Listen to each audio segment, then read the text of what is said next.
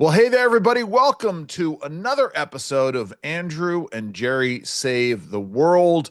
This is episode 90. Andrew and Jerry give thanks, and Andrew and Jerry Save the World Thanksgiving special. I am Andrew Langer.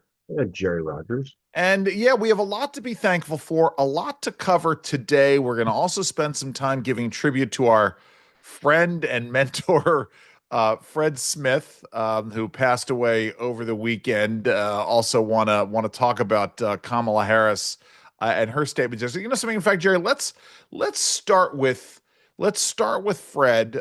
Thank you very much for putting up the obit that I wrote for him, based in no small measure on the conversation that I'd had a couple of weeks ago with Kent Lastman, the current CEI president. Do you remember offhand when you first met Fred, like how that went? Oh, I know exactly. Yeah. So long story short, it was 1996 going into 1997. I had worked on a political campaign, member of Congress. I was the district director for a guy named Bill Martini out of New Jersey, Republican out of New Jersey, and we had lost in 96. And my wife and I, Eric and I, we had no children at the time. And we decided that after years of living and working up in the New York area, we were going to make our big play in DC.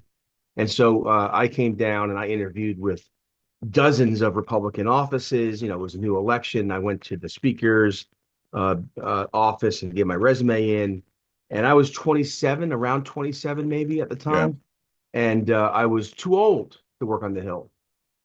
And so my wife quickly got a job being a editor at Regnery Oh Publishing. my God, yes, that's right. And I was in the sitting at home in my underwear lamenting stage because I wanted to work on the Hill. I Sure. thought, anyway, so a friend of ours, Jay Weber, who we had met on the campaign.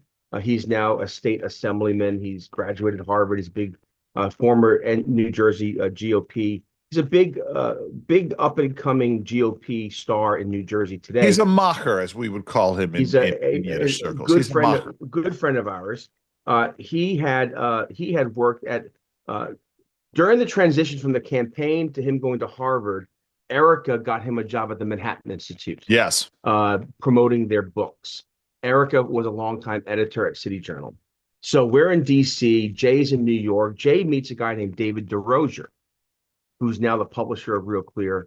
And David was looking for a job in the think tank world. He ended up at the Manhattan Institute, but Yeah. he first interviewed, guess where? A certain think tank that was founded At, over a bakery. at the Competitive Enterprise Institute with Fred Smith. And so Jay and David became good friends. Jay told David that Jerry was looking for a job in DC. David called Fred Smith and said, "You got to meet Jerry. You got to hire Jerry."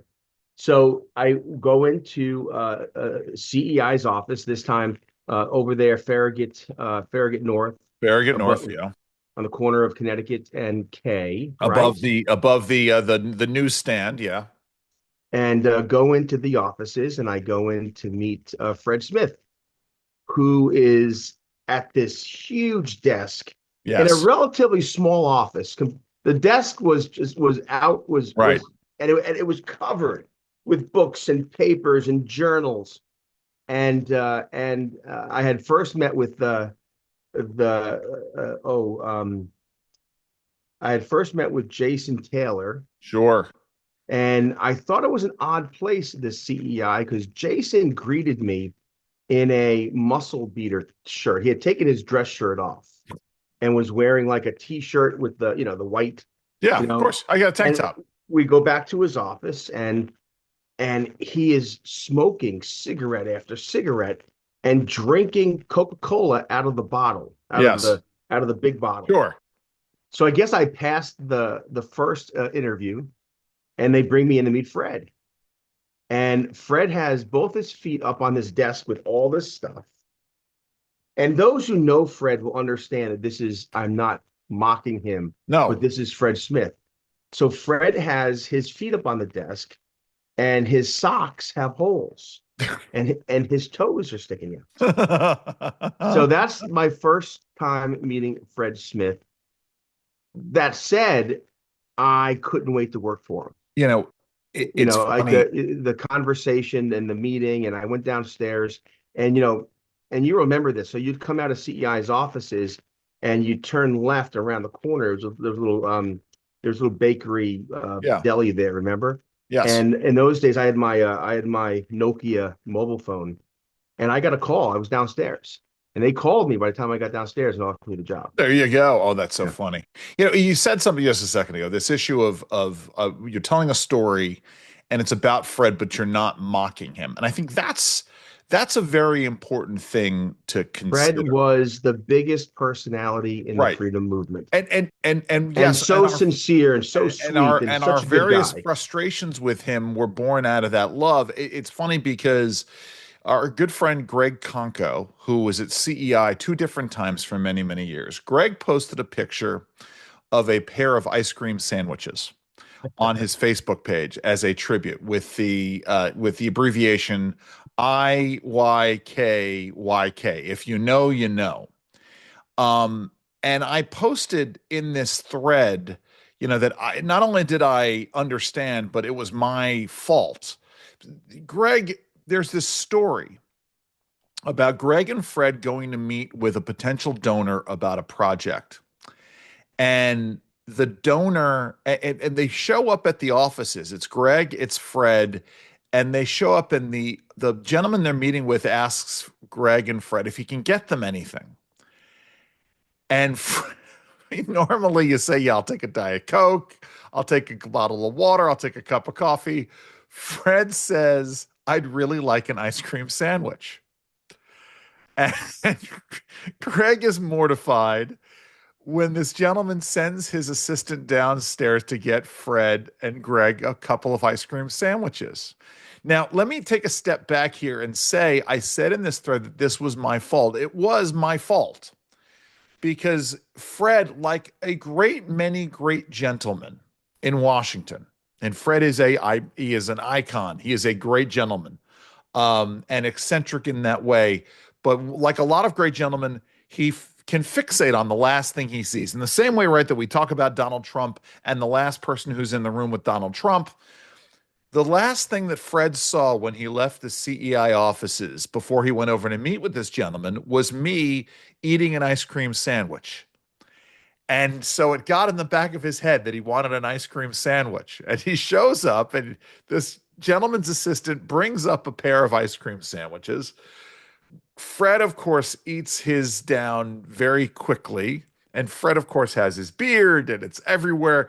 Greg refuses to eat, refuses to eat his ice cream sandwich, which sits next to him and and and is melting. Now, ice cream sandwiches, I don't know about then. Nowadays, ice cream sandwiches don't melt particularly quickly. But Fred decides to go and eat Greg's ice cream sandwich as well. And of course, because it's partially melted, it gets everywhere. And we all know stories about Fred eating, which you may tell there are two stories you can tell in this regard. I know Jerry. And then wipes his hands on the paper. And Greg is mortified. Now, the best part of this story, well, the best part of the story is the ice cream sandwiches. But they get back to CEI's offices after the meeting, and Fred has forgotten some document over at this office. And he has Greg go back to this gentleman's office to get the document, which is nowhere to be found. Greg then returns to Fred's office, and there is RJ Smith sitting on Fred's couch reading the document that had been lost, and Greg had been sent back over to go and find. And in many ways, that is a quintessential Fred story. I mean, there are so many of them. Substantively, Fred essentially he wanted to do a project on the role of DDT in curtailing malaria in Africa. And he literally was envisioning parachuting in someone or pallets of DDT to go and eradicate malaria bearing mosquitoes there. Sort of as they're talking about these highfalutin, high level policy meetings, Fred's like, no, no, no. We literally just need to bring DDT to these corners of Africa. And the various scholars working on that. Fred wanting to not understanding what Metallica was or what Napster was, but just seeing this video on intellectual property rights and wanting to do these videos and essentially sort of butchering the language there. Anyway, Well, Fred yeah, did become expert on how to best communicate the free right. market message. He was ahead of his time. And in fact, I go to presentations now, not, I mean, not recently, but no, but when Arthur Brooks was the head of AEI, he gave a presentation on how to be how to be persuadable. And I'm listening to Arthur Brooks, and I'm like, this is Fred Smith. This Yeah. is just this is Fred Smith 2.0. And a lot of the tributes I've read, and I continue to read, the man's influence on other influencers, Oh on yeah. other intellectuals. I mean, his heritage, his legacy is sound. And I would bet that many people will come across a Fredism Right. and not even realize it. Can I Yeah. interject here, Jerry? Because I was thinking about something this morning. So in that same thread that Greg put out, and I don't remember who it was, somebody else was talking about the efficiency issue. And it's something you and I talked about a little bit ago, the issue of, the Fredism, government efficiency is all well and good, but we would not have wanted to make, the Nazis, run the trains on time, the trains to the concentration camp on time. I know I'm butchering it, and someone said something in this thread about we don't want to make, it may be more efficient to make a sharper guillotine blade, but we don't need sharper guillotine blades, right? That's not the kind of efficiency we're talking about. And I was sitting here wondering how Fred would react to this Department of Government efficiency. I suspect, I want to get your take on this, that Fred would have been in favor of a lot of the mission, right? This idea of getting at regulatory reform and getting at government waste, though fiscal issues weren't Fred's big thing.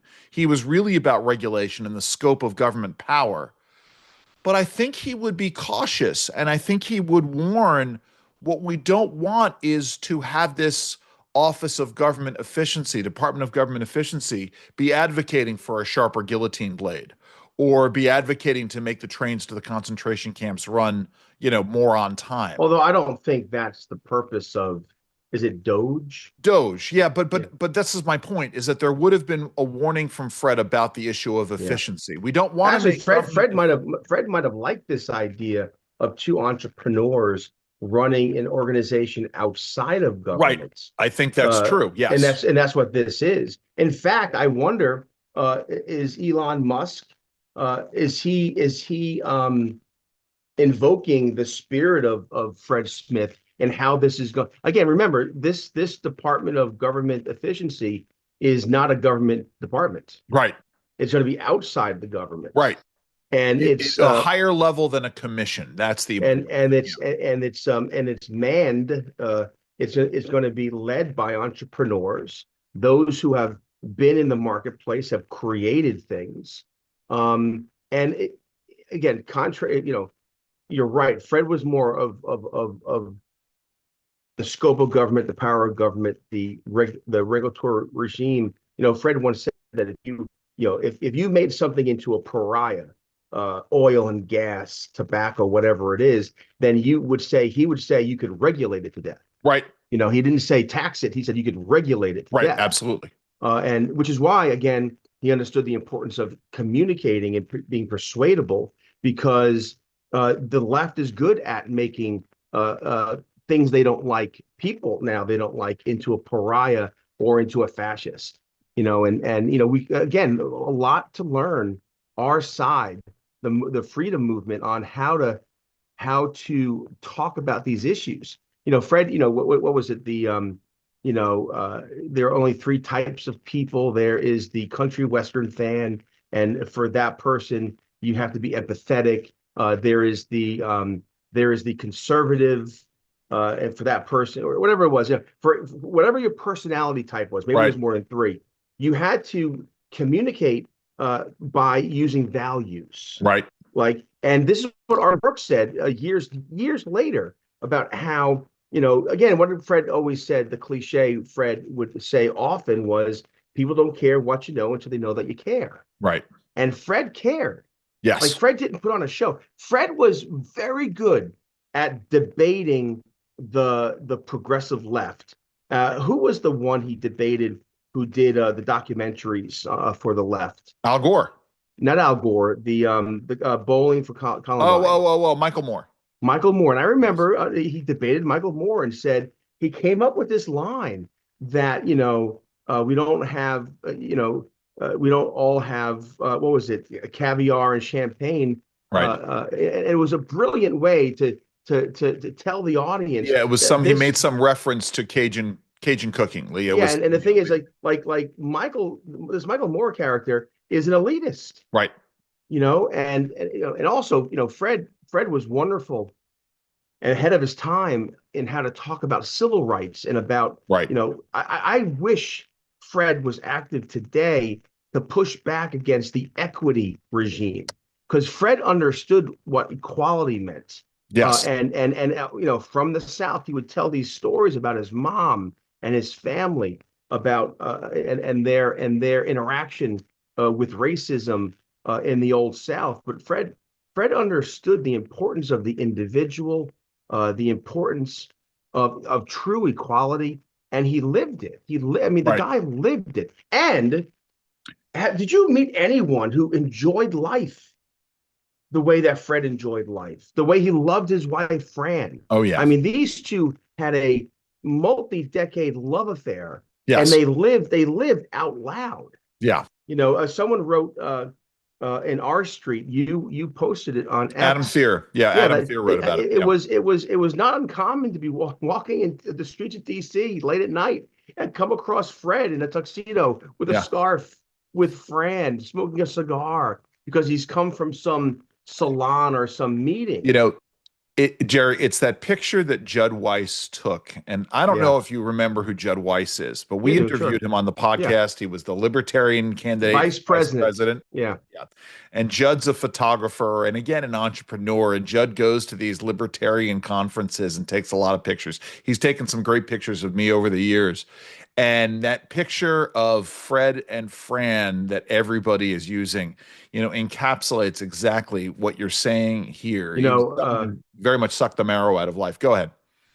over at Real Clear Policy, I posted in the featured videos section something that Stephen Hayward wrote about Fred at Powerline, and of course Stephen Hayward is he's another Fred Right. Smith type. Just he is just brilliant and funny and just good, a good man, great sense of humor. Um, I always thought Stephen Hayward was a star. I still think he's a Sure. star. So I still think he's a star. I Yeah, agree with that. and but anyway, so he posted a video of Fred. You should go check it out at Real I Clear will. Politics, or go check it out Real Clear Policy, or go to the source, go to Powerline, and see it there. But he has a picture of Fred above that bakery. Oh, yeah. Fred sitting on boxes, and was it Caesar Condor was his Caesar first Conda. Yep. employee rather. Yep. So yeah, Fred, and I have lots of stories about Fred too. I mean, Fred was kind of like your mom or dad, that you loved him, but man, like he got on your nerves. Oh, yes, of course. And I remember the first time I traveled with Fred, we went to Beverly Hills out to LA on a fundraising trip, which is where I met Steve Hayward for the first time. Steve was our chauffeur and third wheel on that Yeah. trip and brought us everywhere. But what a trip that was. I met Wolfgang Puck. I met Hollywood insiders and actors. Again, one funny story about Fred. Fred did like the ladies, Oh, yes. and he would admire their beauty. And I remember we were at Wolfgang Puck's restaurant, and there was an absolute gorgeous woman. Yes. And I was talking to Fred, and Fred was just the way he was. He would drop things and things would fall from his mouth or whatever. And this woman came over, and Fred literally, I think the food dropped from his mouth. And he was just like, whoa, right? Never would say anything inappropriate, but his eyes and face said Sure. it all. It was like one of those cartoons where the character Droopy Dog Yes, sees the woman in the bar and the eyes right. But bug out. but Yeah, the I get it. funny thing is, one of the persons there that why we were there was for fundraising. And remember the movie? It was called The Abyss. No, sure. All right. So that movie was not a good movie, but it got all kinds of attention because of its special effects and Right. whatever. Yeah. So the James special Cameron. Yeah, right. So yeah, the the water creature. Yes. What? special effects creator was at this party, Oh, wow. and he was supposed to be libertarian, and Steve was Yeah, of course it was. There's a right. really great documentary about him out there. Anyway, but Yes. guess. So I'm bringing over the donor as Fred is like cartoonish about this lady's beauty. Yes. And the guy comes over and just turns around and walks away. And I'm like, what Wow. happened? I'm like, what happened? And Hayward says to me, that's his wife. Oh my God. Jerry, seriously, there and now oh my God, I can't remember the guy's name. I had no idea that he was the guy in this story. There is a really great documentary about him about him out there. It's really now I Here's gotta go look one it other up. quick story. Please, So we please. go. And I'm gonna go look at the So name of the we documentary. stayed at the Beverly Hills Wilshire, right? Yep. And Oh, I know this. Yeah. so Fred and I are staying in this villa, and it's 2 bedrooms, and it's a beautiful villa. We get in there, and they have wine and fruit. Everything's there for us. And I'm telling you, we just walked in. I go to my room to drop off my bag, and I come out, Yes. and I go into the bathroom, and the bathroom looks like when you wash your dog, your German Shepherd, he Oh comes yeah. out and he shakes and everything is wet. The entire bathroom is entirely soaked. The walls, the floor, the ceiling.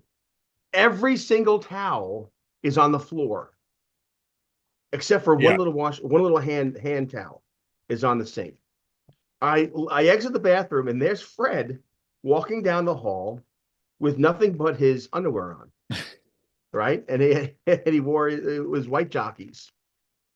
And he proceeds to the basket, opens it, whoosh, things are flying everywhere, and he's opening the wine. He's eating the nuts and the fruits, and I'm telling you, within 5 minutes, Fred, by just being Fred, completely trashed the villa at the It's amazing.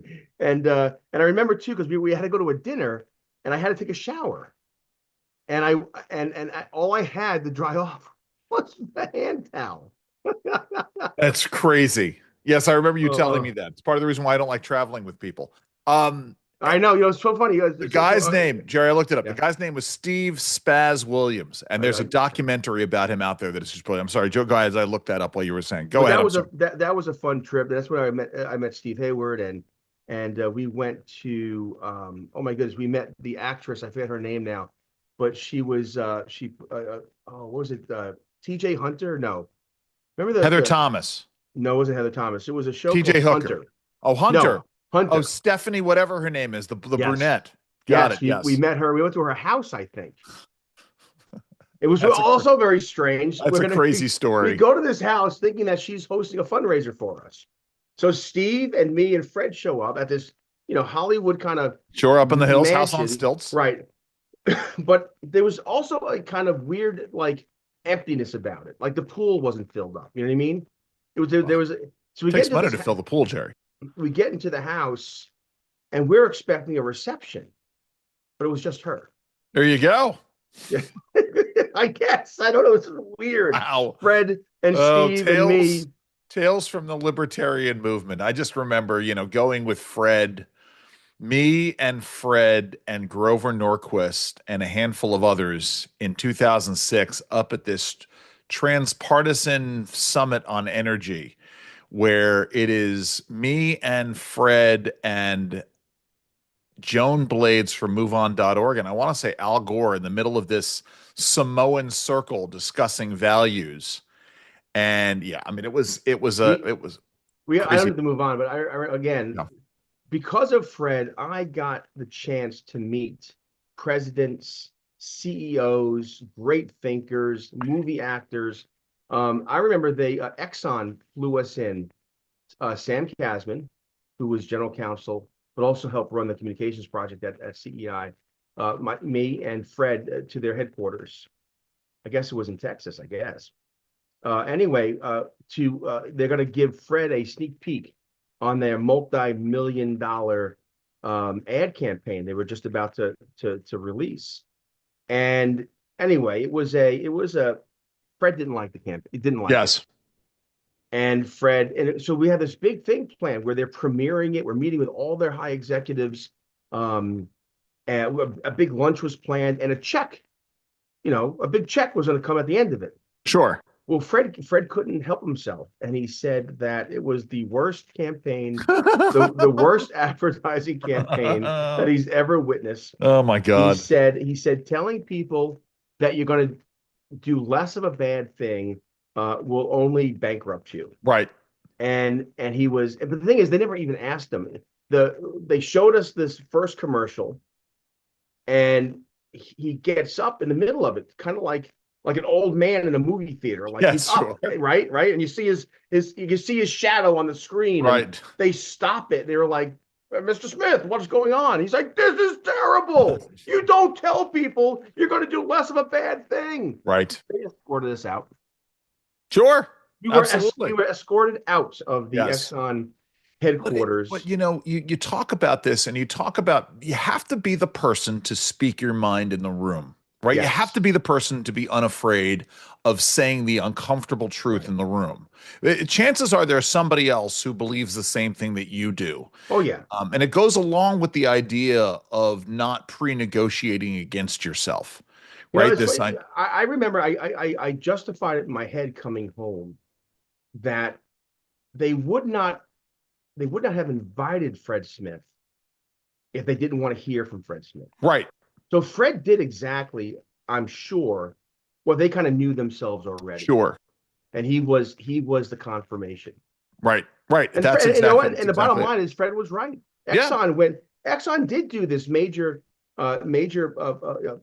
advertising where they kind of said, "Yeah, we're bad," right. and it didn't get him anything. It didn't get him anything with the environmentalists. It didn't get No, anything with the global warming crowd. It got them nothing. Fred was right. right, and to Fred's credit, um, months later, we met with Exxon again. Sure. Fred, what would you do? Right. I mean, so Fred was usually when you're right and you're right early, you can cause some trouble. Yeah, I mean, I think about the folks I've had the fortune of working with in that regard. Fred, Jack Ferris at NFIB. The very first meeting I went to with a government official with Jack, and he sat patiently listening to them, and then spent the next 20 minutes telling them why they were wrong. These are important lessons. This idea of speaking your mind, not pre-negotiating with yourself. Someone's got to take the position of purity in order to speak the uncomfortable truth to those in power who are making and, decisions. and, Go and ahead, Jerry. also again another example of how Fred was ahead of his time. So the last couple 3 years, especially since COVID, there's been a very serious threat to free speech. Right. You had the Biden administration colluding with social media companies to ban and to stifle speech, the exchange of ideas. Well, the Warren Brooks Fellowship. Right. Fred seeking out, looking for journalists who were doing the right thing and were courageous. Fred was ahead of the curve on this. Right. He understood the importance of journalism, of the fourth estate holding the powerful accountable. And I mean, and many great folks have come through the Warren Brooks. I mean, off the top of my head, Tim Carney, who's Yep. now at AEI and the Washington Examiner, and Michelle Malkin. Michelle Malkin, and others. I mean, it Yep. was again, but Fred was decades ahead of everyone else. Right. Right. Seeing what was happening down the road. So Yeah. we just, we want to say, safe home, Godspeed to Fred. You remain a giant. Remain Yes. a giant And in we all talk of it. about Fred almost every program. Yeah, in fact, it's so funny because what I guess Wayne is now the Fred L. Brooks, I'm sorry, the Fred L. Smith Fellow on Regulation at I did not know CEI, that. carrying on that legacy. Well, I want to maybe shift Wayne come gears. on as a guest next time. Oh yeah, yeah, we got to get Wayne on. So I want to shift gears here, Jerry, because I'm not doing radio every day. You're doing radio once a week, so I don't get to react to things in the same way. But Kamala Harris finally spoke out yesterday, and they released a statement. I gotta go here. Um, First, here we go. Da, da, da, da, da. Yeah, let's go here. Can you see this? So here's Kamala Harris. This is the short version of the statement here. Let me go ahead and play it. I just have to remind you, don't you ever let anybody take your power. You have the same power that you did before November 5th. And you have the same purpose that you did. And you have the same ability to engage and inspire. So don't ever let anybody or any circumstance take your power from you. I just have to remind you, don't you ever let anybody take your power from you. Oh, I guess that's it. We hear it. Hold on. And you have the same purpose. So there you go. And you have As she does that again.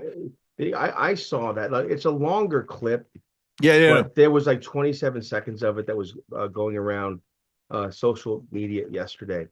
And I don't understand why her campaign allowed that to be released. I don't understand why the party, the Democratic Party, on its social media platforms put it out there. She looks and sounds again drunk. Yeah, here's the Maze Moore version of it, where he puts it in front of the Electoral College screen and she brags about the $1.4 billion that they raised. Let me play this here, because she also says something very, very strange that I ginned on, and other folks did as well. so much walls that you knocked on doors, you called friends, you called in favors. You said, hey, I showed up at your softball game. Now I need you to show up at the campaign office. Oh, God. Time it was personal for you. Because of your efforts, get this, we raised an historic $1.4 billion, almost $1.5 billion. The work must continue of reminding ourselves. The work must continues, Jerry. Yeah, I mean, that was the thing that got me. It's a terrible last word on the campaign from Harris personally. It's funny, other things popped out yesterday too, where you had her campaign chair talking about how they had a fight against the false narrative that she wasn't doing interviews. And I thought to myself, my goodness, I know, right? I mean, I think she became the nominee on July 21st or, somewhere mid to late July. And she didn't do her first interview until August 29th. Yeah. I mean, so it wasn't a narrative. It was avoiding. Yeah. And well, so it's also again, it's also sort of massaging the truth again to sort of make us sort of pull back and explain it, because once she started doing interviews, they were all tightly and carefully controlled, right, and contrived, and we know of the instances in which they wanted the last word on how to get things done and how to get things edited here. Here's the thing that I don't get. I mean, and it goes to what you were saying, Jerry, which is this idea of, I don't understand the why. Why release this statement in this way, and also do it just so badly? I mean, it looks like it was put together. It looks like it was I sat there. I'm like, did they film her in a hotel room somewhere? Because it looks so generic. When I first saw it, I thought it was one of these AI generated, right? Even before the one with the background. And here's what I think. And again, it's speculation, but just, as an observer of the political discourse, she said a day or two ago to her advisors, it was in Politico, Axios, and some other places, that to her advisors, hey, keep my options open for right. for 2028. The Democratic Party wants nothing to do with her. Absolutely. And that's part of this. Here's the thing.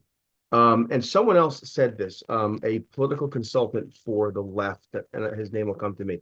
But he said that Harris's problem was that she was Kamala Harris, Right. that she was too afraid to offend any of the stakeholders in the progressive movement. Sure. And so therefore, she could not refuse to take positions. Right. And she came across as not only did she not have the answers, but worse than that, she was just vapid. She Right. was empty-headed. And I think the Democrats want nothing to do with her. And so I think we'll see more of this, more of they mean it as a compliment, but it's really a way to reinforce what America already believes. I have a question though for Right. you, and something Yeah. I thought about, and that is, I understand Donald Trump won every swing state. I Yep. understand he won the popular vote. I understand that he won 312 electoral votes. I understand that in counties from coast to coast, he improved over his 2020, 2016 numbers. And in many ways, this is certainly, if not a landslide, it's a mandate. It Yep. absolutely is a mandate. Those who say it's not are wrong. He helped win the Senate. They retain the House, even though it's a slight majority. There's a mandate. That being said, it was still close, Right. right? I mean, a couple thousand votes here or there. Pennsylvania, Wisconsin, Michigan, they go the other way. A couple thousand votes here or there. More votes than I thought it was going to be. Right. I Right. thought it was going to be, and I kept saying consistently it's going to be 10,000 votes in 5 different states, and it wasn't. It was substantially more in those states. But still, it's still close. Yeah. I mean, so my question, here's what I'm trying to wrap my head around. Is it that only a Donald Trump could have won this election, or could a DeSantis or someone else in the party have done better? Because she was such a perfectly flawed candidate. I'm not sure if anyone has ever run for office that empty, that annoying, that ill prepared than Harris. And Trump again mandates, but still a pretty close election. No, I mean, listen, I think it all comes down to, right, allowing the media. The problem that many Republicans have is that they allow the media to define them. And this gets into what we were just talking about with regards to Fred Smith, right? This idea of the message and being able to reach people and show that empathy and being able to speak truth to power, right? DeSantis, yeah, DeSantis would have been a great candidate. Certainly, I think any of the Republicans, not any, but most of the Republicans running in the primary could have beaten Joe Biden, right? Let's start there, especially given the way Biden performed in that debate in June and who he was going into this.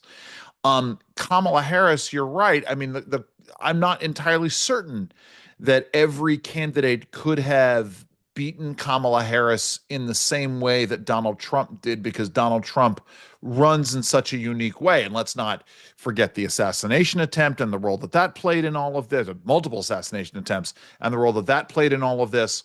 I think it was inordinately helpful to the Republicans that Kamala Harris chose to campaign in the way that she did, right? When you have this compressed time frame and you're essentially trying to keep the sugar high going, right? And the only way you can keep the sugar high going is by not saying anything that offends people and to keep the media narrative up, right? That's how they were running it.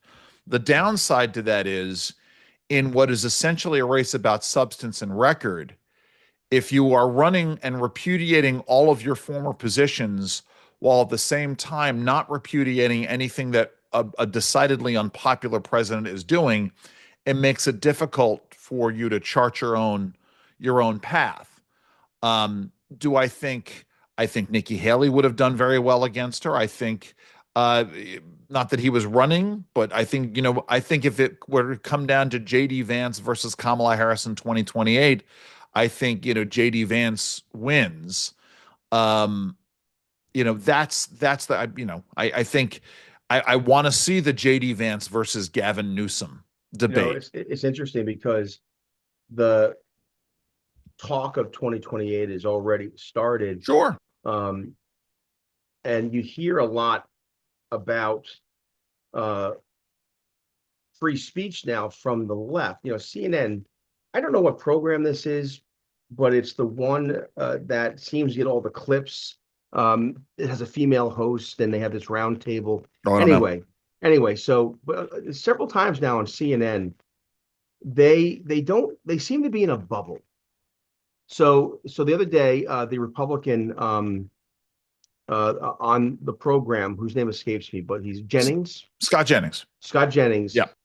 Makes the case that X is now, in terms of ideology, it is a mixed, almost 50-50, left and right are on X, and he was dismissed out of hand from the leftists on this CNN panel, saying that's ridiculous. Donald Trump, I don't think I'm going to have a voice because Donald Trump's going to come after me. And he's like, what are you talking about? The threat to social media, free speech was coming from Biden. And right now, X is of mixed ideologies. Right. And they just said, oh, they dismissed it. Right. And he says to them, but we've reported that it is mixed ideologically on this program. On this channel, and they're like, well, what's the source? And it turns out CNN did do a report on it, where 48% of liberals and 47% of conservatives are on X. Yeah. And so, but here's what bothers me. How are we going to talk about 2028? How are we going to talk about free speech and censorship when those on the left who are journalists don't even understand what the facts are? Right. It gets back to what Scotty Hughes said back in 2016 and was roundly criticized for it. Scotty Hughes was on, I want to say CNN, it might have been NPR. And she said, there's no such things as facts anymore, talking about this very issue, presaging this very issue. And that's exactly right. But here's what I come back to, which is at the end of the day, it always comes down to the but for, right? But for the relentless negative coverage of mainstream media against Trump and conservatives, you wonder where things would be. But for the positive, the positive coverage of the left, where would things be? The reality is, if there's anything that we've learned from this election, is that the public can see through it. They recognize the disconnect between what the mainstream media is saying and what is happening out there in the world. And I think some of this has to do with COVID and the lack of media reporting thereafter. Go ahead, Jerry. I'm sorry. I think we tell that to ourselves, that the public is seeing through it. I don't think so. I think half the public sees through it. Okay, but okay. I mean, and the other half get their news from CNN and Good Morning America. And look, it's anecdotal, but I talk to people who are close to me, my own family, and it's like they're living on a different planet. Well, no, I think that's true, but I say this, I'm interested in this from the political outcome, right? Which is what we need is 50% of America plus one, to vote the right way. In the right places. And then that's what really matters in the end. I'm buoyed by the fact that MSNBC has apparently lost half of its viewership since the election. Right. And that's going to change. But, some of this, Jerry, is also, there's not much you can do when folks are self-selecting. Right. So the people, I'll give you a couple of examples. One of my biggest critics, one of John Justice's biggest critics, someone who listens to every word of John's show and comments on every minute of John's show. The minute Kamala Harris lost the election and this person was proven wrong, they lock down their Twitter account. They don't want to engage. The Hollywood producer that I've talked about before, who about every 10 days or so would pop in to try to stir shite with me on my Twitter account, ejected himself from Twitter immediately upon the election, does not want to play anymore. And so that's part of the problem, right? When you refuse to get other sources of information, that's You an know, issue. But I'm and not sure that there's a remedy for that. there's a lot on social media, but also some news reporting on this, and several conservative outlets like the American Conservative and like Chronicles and some other conservative journals are making the contrarian point: go and have dinner with your Harris Right. supporting friends. I said this on my radio program on Sunday on WBAL, and that was, yeah, go. How are we going to make a difference? Because you're right, we do self-select. We Right. do kind of put ourselves in a bubble. But the only way to do that is to talk to your neighbors, talk to your family. But what I'm saying, Jerry, is I think this is more done on the other side. You No, Steve, no, you're right. No, statistics you're right. college students who Yeah, are like, a leftist college students. I won't work for someone who has different political views. I I won't won't marry date them. I someone. won't talk to them. I won't, yeah, I won't, You have leftist right, psychologists telling their patients, don't go and have Thanksgiving dinner with right. Trump supporters. Well, yeah, yeah. You know, Joy Reid saying the same thing. Punish them, Jerry. Punish, but punish this is. conservative I'm men sorry, by go ahead. not having sex with them anymore. Oh my goodness, this is the evidence that for many, religion is their politics, Right, politics is their religion. right, This is like my mom, my dad and my mom when I was growing up. You know, they couldn't care less the ethnicity, the race of the woman I fell in love with. What was important to them that the woman I fell in love with shared my faith. yeah, Faith was the sure. important thing, and that the Bible says you can't be unequally yoked. In other words, a Christian should not marry a non-Christian, Mm, uh, right? And so, but this is how it is on the left now. They've yeah, taken yes, they've that's taken interesting. a religious value, and you can't be unequally yoked. You cannot date, be friends with, colleagues with, work for Right, someone who supported Donald Trump. right. It's That's religion. It's how do religion you for them. right. That's and when they make all of these things about sort of the identitarian politics that are bound up within, and they equate disagreement with hatred. Yeah. Let me tell a quick story. I don't know if you were ever part of this at the old CEI, but there was a period of time where we were all obsessed with a website called Homestar Runner. You might have left CEI at that point in time, but it was a website with these cartoons, and it was all very funny. Um, and and I joined a Facebook group, um, which is a tribute to this website from the early 2000s and these cartoons that these brothers would make.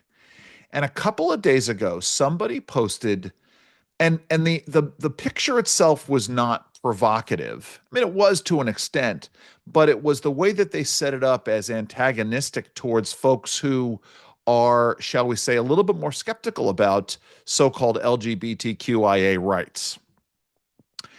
And there was, because this person was antagonistic, as you can imagine, it provoked a reaction.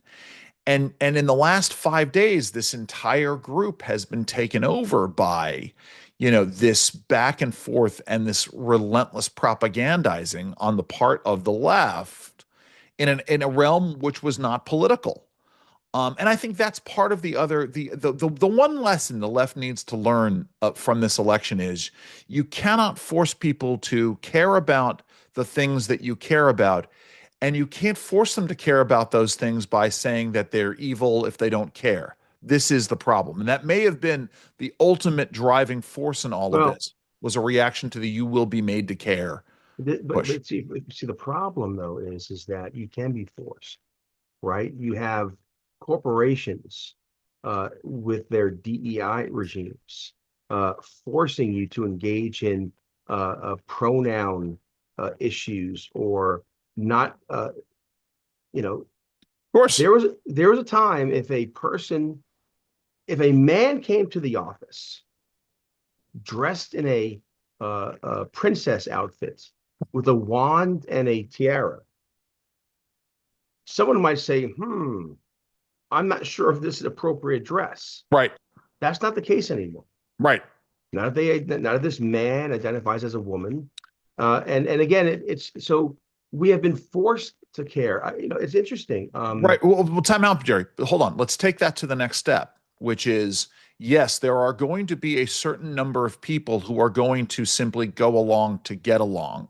And there are some folks who are going to actually be swayed by this. I'm But not the saying that law, this, but the lays, right? hold on. They've added gender identity and Right. But LGBTQ you're as missing, protected right. classes. This is the battle, right? Right. We're sort of talking about this. What I'm saying is that there is a reaction that gets produced inherently in people. Now, the left is constantly working to make sure that that reaction doesn't happen, right? The more you inculcate society and the more you indoctrinate the earlier ages to normalize these things, Yeah. it's harder to do.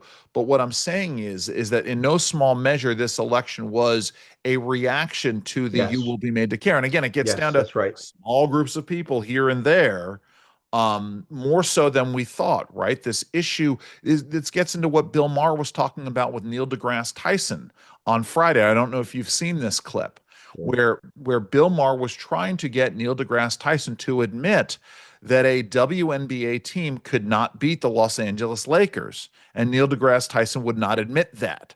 And A essentially, WNBA women's basketball team could not beat most varsity male high school teams. well, I don't know about that, but but the Yeah, I point mean, is, I'm pretty sure.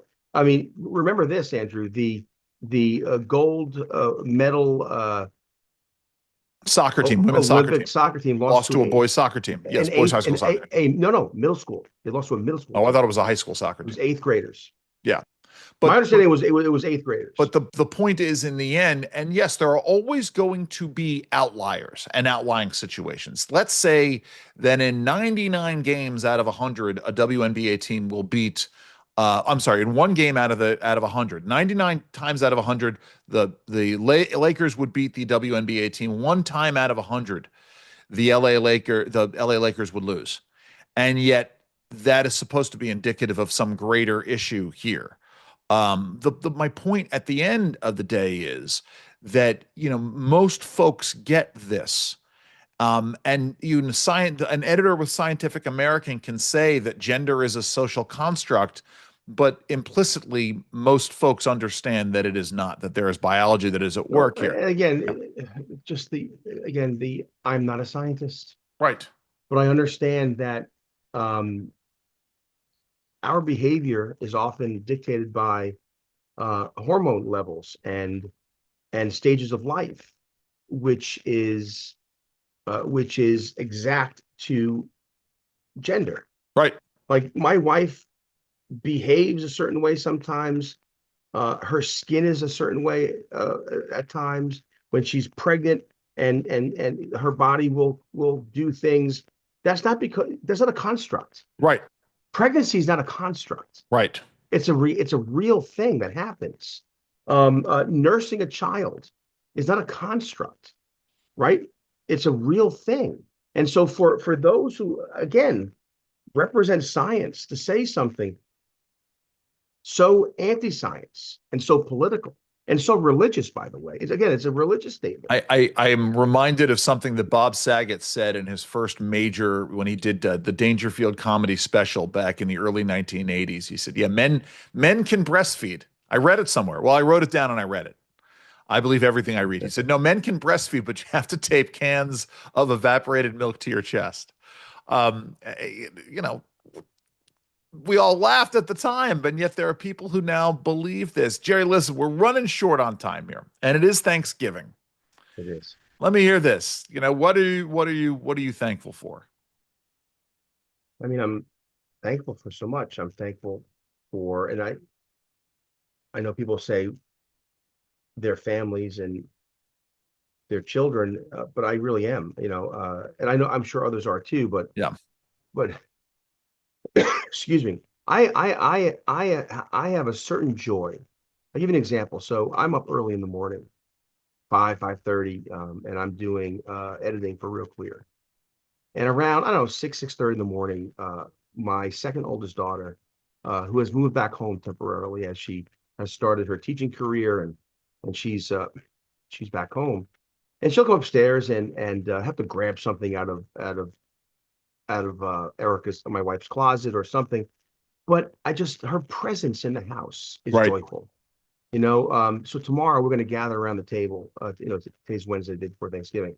Just the company of my family Yeah. is joyful, and I'm thankful for it because I understand that it's not something to be taken for granted. But now, more broadly, I mean, I'm thankful for. I said this the other day. I'm gonna put you on the spot. Um, I had called you about something. Oh, Claire, Yeah. the daughter I'm talking about. It's Grandparents' Day, and she wanted to show kind of a film or a show on colonial America. And I said, let's call Andrew Langer. There we go. It was like 8 o'clock at night. I forget. You answered the phone, of course, and I ask you, and within 3 seconds, boom, immediate response. Yeah. And of course, that's what Claire used. And I said to her after, I said, you know what? I said, Andrew's a really good Thank you. friend. And so I'm thankful, and I have a handful of really good friends. We joke Yes. about it, but the Just Us League. I'm thankful Right.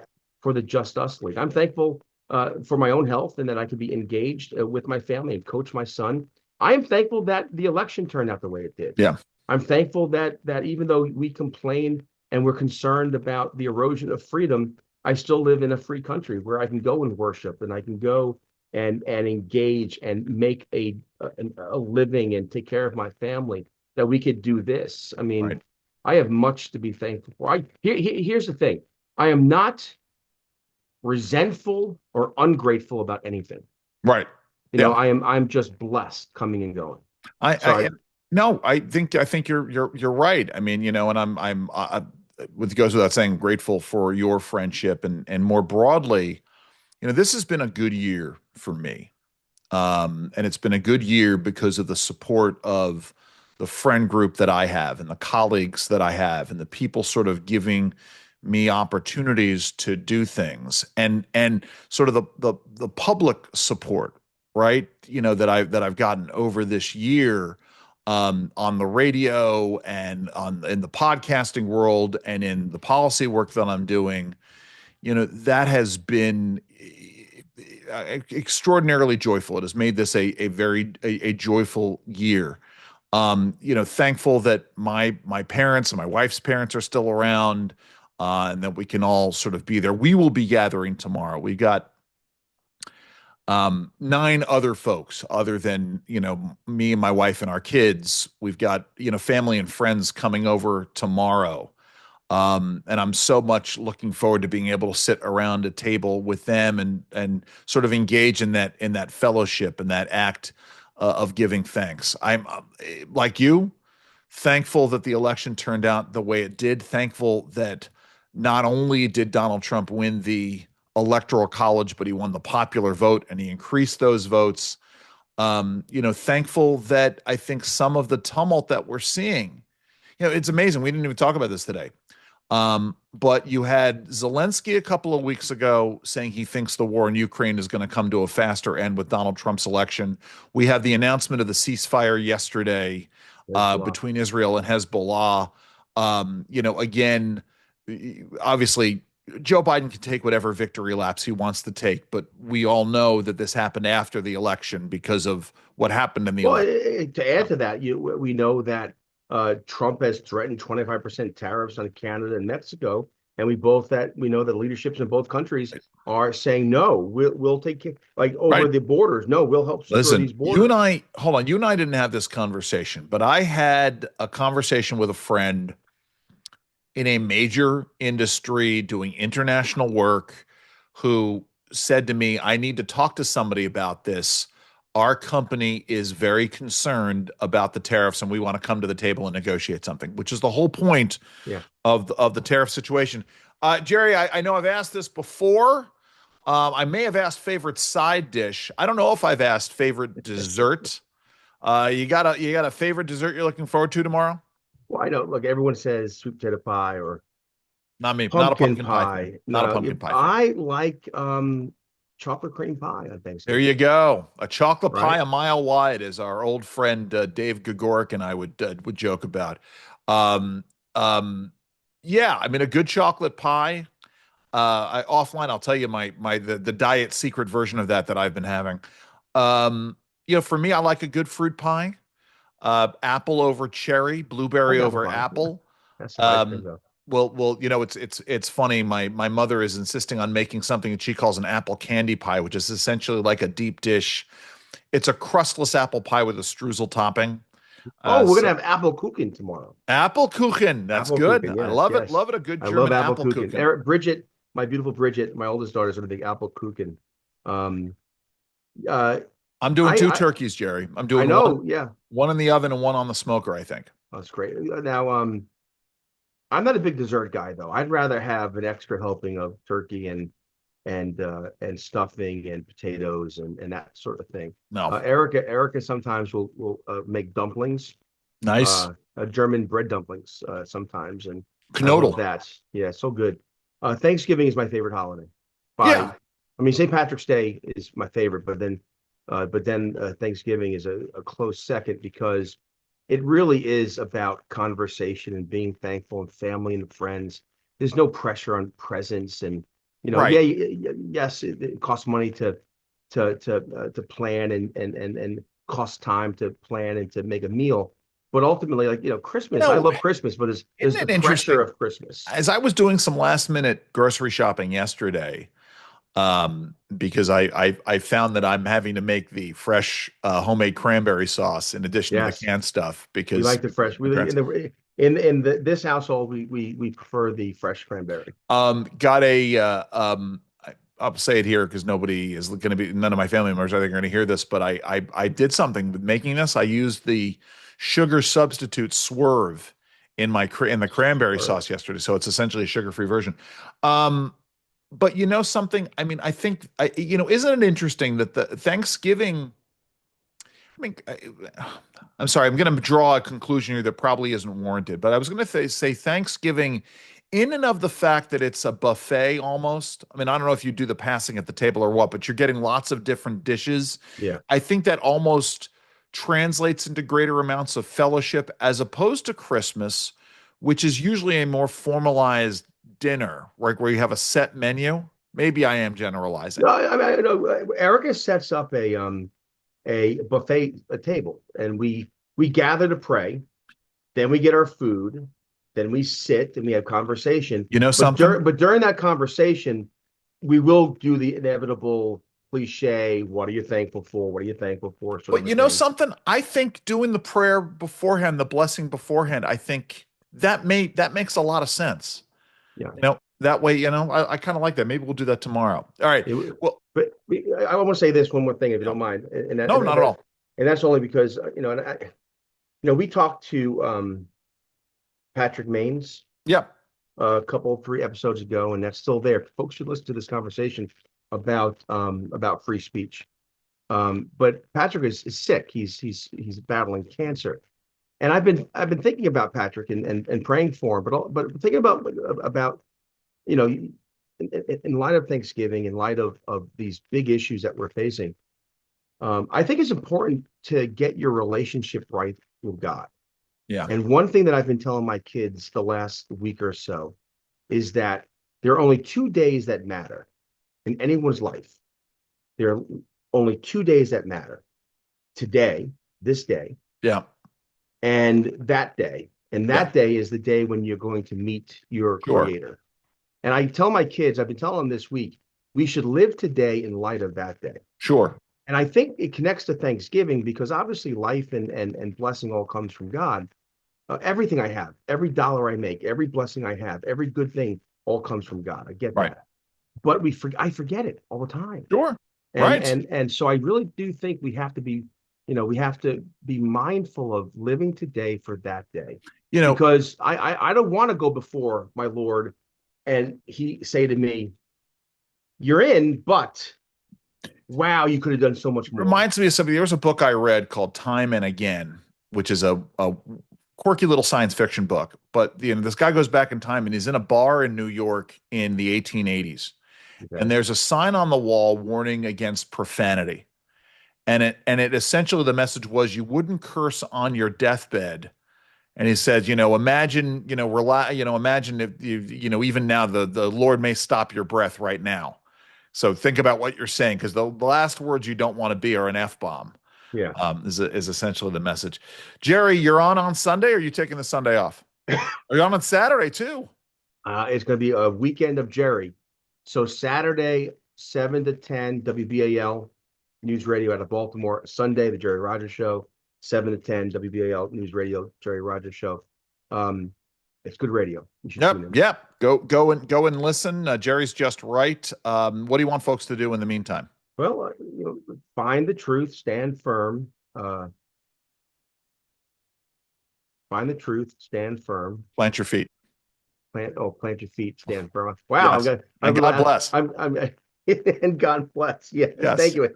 Hey, Andrew, I have so much on my 90 mind. episodes in, Jerry, well, listen, I'm thankful for you and these opportunities to speak. God bless you as well. Listen, I got a new episode that was up a couple of days ago, the lunch hour. Tony Abood from the Vaping Technology Association. New episode will drop on Monday for that. Did one for Swamp Secrets as well. But have a great Thanksgiving holiday, everybody. Have fun, and please stay safe. Take care.